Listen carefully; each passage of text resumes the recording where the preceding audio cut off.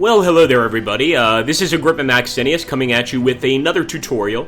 This is a short one, short as far as tutorials go, and one that just focuses on the basic combat features of Gettysburg, Scourge of War, and really most of the Scourge of War games.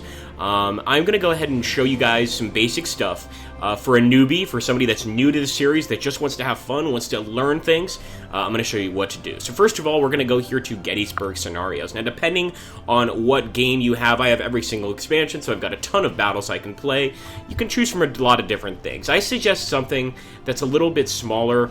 Brigades are quite large. As you can see, Corps, also quite large. But I generally think a brigade is actually not bad. A division is better to start with.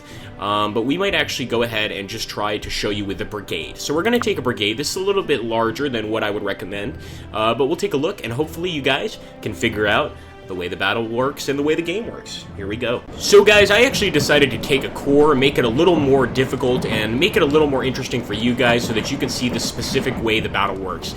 Now, I think a lot of the difficulty in people playing Scourge of War for the first time is they don't know what the hell is what they control, and how to move things. So I'm going to show you really basic stuff.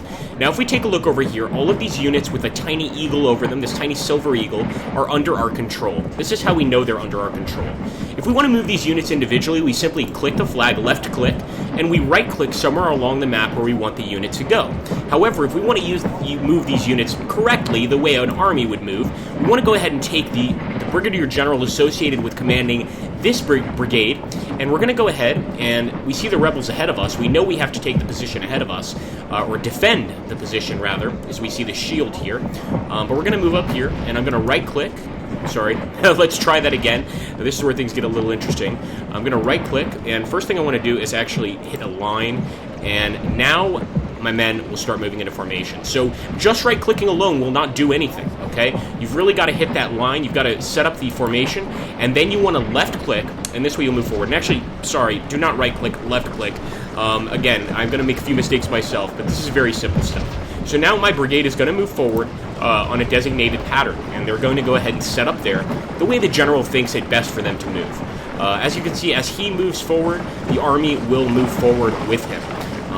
Now, you could try to make this a little bit faster if you want, and the way you do that is you'd actually go over the general, and this is very important in the game. You want to right-click on the flag. So we're going to right-click, we're going to take the flag, we're going to right-click on it here. And actually, we might not be able to do this with the general. We might not do... No, we don't even need to do that, sorry. Not with the general, anyway. We just want to go ahead and do a double-click. So we're going to do a double-click run. Sorry, we took the wrong general. Let's try again. Here we go, guys.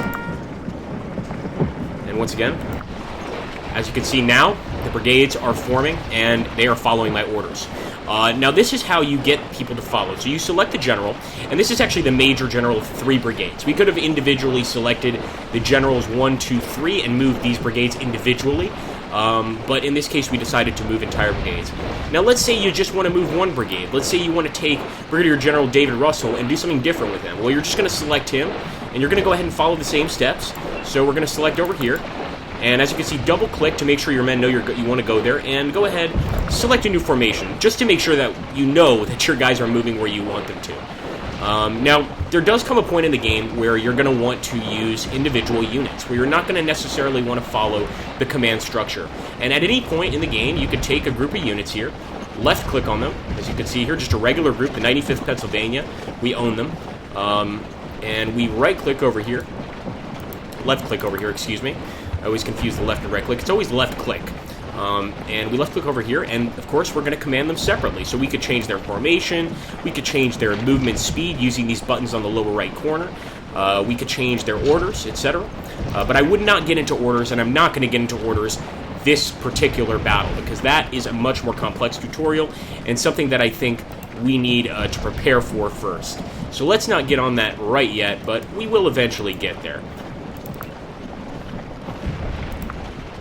Once again, I'm moving just one column here, and I'm doing this by selecting the general, left-clicking, and selecting the formation. And as you know, the men are going to go ahead and stack up. And if you see these arrows show where the men are going to stack up, okay? So you're going to see exactly where your men are going to want to be placed. Now that comes to another important part of the game, defense and cover. And cover is very important in this game. If you actually have a guy, for instance, our Zouaves right now, If we're over a fence, you actually see this fence icon on the lower bottom corner. And what this lets us know is that the Zouaves will get a defensive bonus for being in this area. And that's a very important thing. You also want to keep in mind that you can select the units and position them however you want. So let's say I don't like this forward-facing position, right? Let's say it's just not something that really suits me. I can basically go ahead, just select another position. If I click a little bit over to the left, for instance, he's going to turn left. And once we get there, this is going to be the interesting part, and I'm going to wait till I get there before I show you. So I'll be right back, my friends. So as you can see here, guys, the armies are about to meet. And what I've decided to do is I've actually pushed some of my units up here to the fences. I'm also going to push some of my units up here to the stone wall. And I've actually been moving a lot of them individually. Some of them have been moved to the general. But I've actually taken a lot of them and gone ahead and moved them individually. Now, let's say I don't like this unit's position. Let's say I don't like this forward-facing position. This is where I'm going to left-click on the unit flag, and I'm going to go to wheel right or wheel left. And this is kind of how you decide how you want your unit facing. And this is also going to determine who he shoots at. So we're going to go ahead, we're going to move this guy up. We're not going to do too much wheeling right now. We could also do an oblique right, so you could do a bunch of different formations, flanks, etc. And it's all here in this particular screen. Now we're going to get to charges pretty soon, but not yet. One thing we need to keep in mind, when you see this little red icon pop up above the enemy flag, that means your men are in range to fire. So we can go ahead and hit the halt button. That's the button with the hand. You're going to want to use that if perhaps you've overextended your men a bit. And actually, this is a perfect opportunity for us to wheel in the right direction. So we're going to go ahead and wheel to the right, wheel to the right. And now when our men get there, they're not going to be facing off to the right, but they're going to be facing kind of more to the center. In fact, I want to push them off to the left a bit more so that they're facing right directly at the enemy. And then we'll get on to the individual movements of each infantry unit. Now, you guys have to keep in mind that this is a game of patience. I want to stress that. It's not only a game of patience, it's a game of realism. And that means that once your guys are in combat, once your guys are firing at the enemy, you may or may not be able to command them properly. Remember, they're focused on attacking and firing at the enemy. If you order a charge, they may or may not follow your orders depending on how they're feeling, their morale, etc. And if you just left-click on a unit, you can actually see their morale, which to this unit is very high, and you can see that they're fresh, which means that they're not very fatigued, and they could probably have enough stamina to run across the battle and charge the enemy with bayonets. Now we get to the specific unit mechanics, and that is the charges, etc. So we're going to go ahead and do it here in this battle. And what you want to do, you want to look for the flag of your individual unit. You want to right-click. You can do this with generals too, but I don't recommend it. I'm going to go ahead and select it, right-click it, and once you get it, you're going to have this button down here on the right corner. It's on the green panel, and the button is charge, and gives you the order to charge the unit closest to you. So we're going to go ahead, we're going to hit it. It's not a good time to charge. Remember, you always want to wait a bit before you do a charge, but I'm just showing you guys an example so that you know what you're doing in the future. We'll do the same thing with these guys right here, the 1st New Jersey.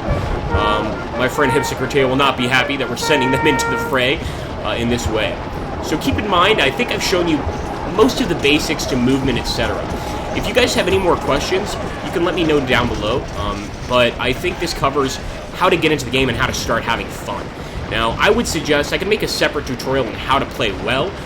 That would be an entirely separate tutorial, but this is kind of just how to get started. And as you can see, I've set my guys out in a specific formation. I like the line formation. You don't have to choose it. You could go ahead, you could choose the column by division, you could choose the skirmish formation, whatever your style is, and go ahead and enjoy your time in Scourge or Gettysburg. So, I hope this was helpful, guys. I hope it taught you something, and if it did, make sure to let me know in the comments down below. The same rules apply for artillery, although I could do a separate video on artillery, because the movement looks different, but it's actually quite similar. I'm also going to go ahead and just, for posterity, we're going to move this guy up as well. So let's go ahead. We're just going to take this guy, double-click, and we're going to go ahead and do line. I like my guys moving by line. And of course, with a general, you have a few more options.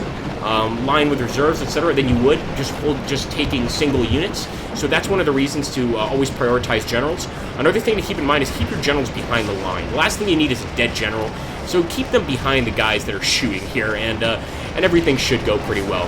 Thanks for watching, guys. This is the first tutorial for Scourge for Gettysburg that I've done. I hope you liked it, and I hope you guys will give me some feedback down in the comments below. Thank you, take care, and have a wonderful, wonderful day. And I guess I should show you one quick thing now that we're, of course, here, and that is the Fallback Maneuver, which you should use if you're in a situation like this, where you're surrounded by enemy units and you are just have no chance or hope of victory. As you can see, a lot of my men are already running.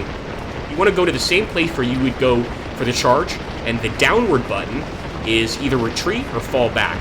We're going to retreat, because these guys have no business here. Thanks for watching, guys. Take care. Have a wonderful day.